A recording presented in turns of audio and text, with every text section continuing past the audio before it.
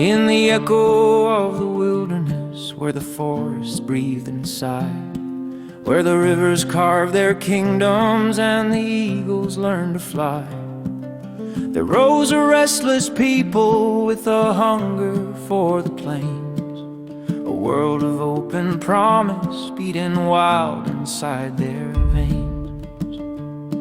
They came from farms and fishing towns, from mountains cold and wide, from stories told by fathers who had crossed an ocean's tide, a culture forged in hardship, in the storms of liberty,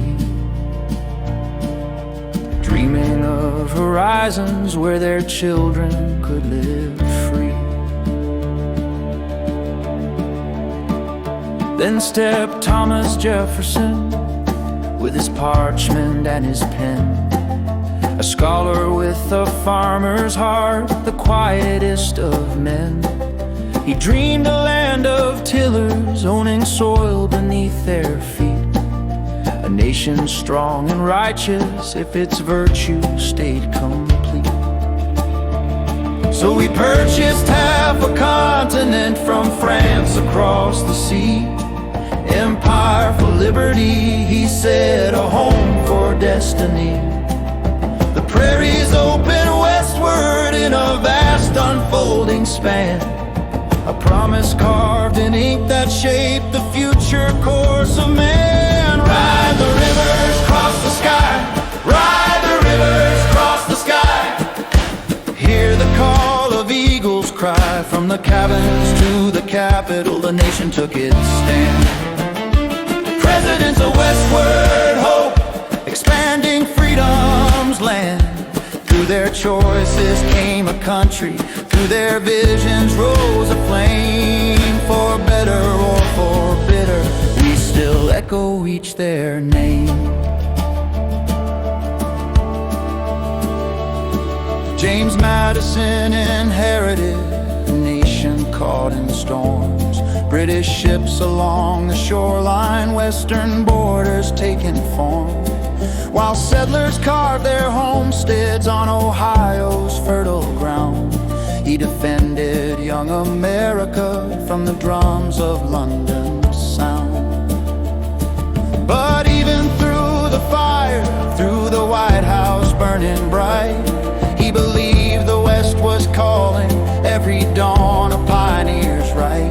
And as peace returned in triumph, with the frontier lines redrawn, the Great Lakes roared with promise, and the Western world pressed on. Monroe's era, a good feeling across the land. Then came James Monroe, riding high through peaceful years, a soldier turned a statesman who calmed a nation's fears. He watched the West explode, with towns and wagons rolling slow, from Missouri's open heartland to the Rockies' distant glow.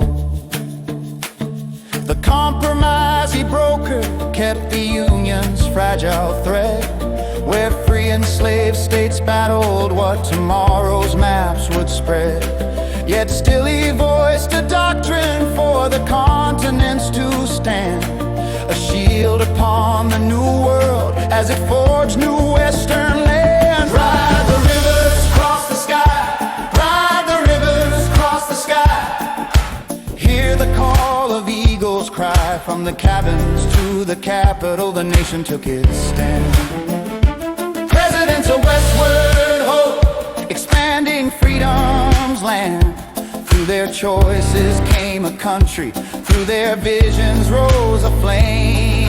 For better or for bitter, we still echo each their name.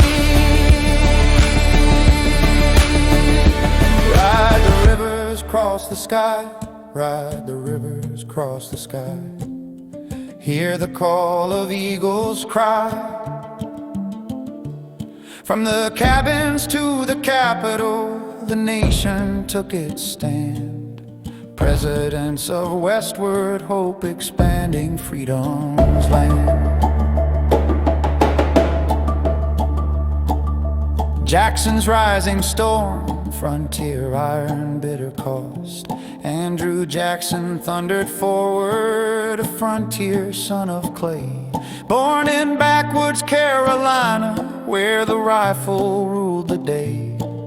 A champion of the common man, he spoke with rugged fire. But his vision for expansion carried darkness and desire. For he pushed aside the nations who had lived there long before. The Cherokee, the Choctaw, and the Creek were driven from their door. Though the settlers praised his strength and carved new states across the plains, their triumph bore a sorrow still remembered in their names. Polk's manifest destiny, coast to coast. James K. Polk rode in determined, quiet, sharp, and bold, promising one term only and fulfilling every goal. He sought the far Pacific, Oregon's forest tall and green, and Texas joined the Union in a star-spun frontier dream. Through Mexico's harsh battlefields, the U.S. flag advanced, and California's golden sands fulfilled the fate he'd chanced. From Atlantic to Pacific, every mountain, every shore, he shaped a continental nation never dreamed of before. The cultures of the moving world, and the people moving westward built a culture of their own. Cabins rising from the tree line, seeds in freshly plowed up loam. Faith that crossed the river, songs that echoed in the dust. A hard-won independence born of grit and stubborn trust.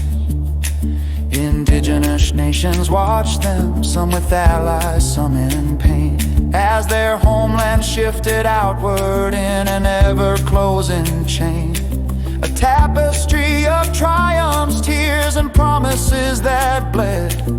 For every dream the settlers chased, another dream lay dead.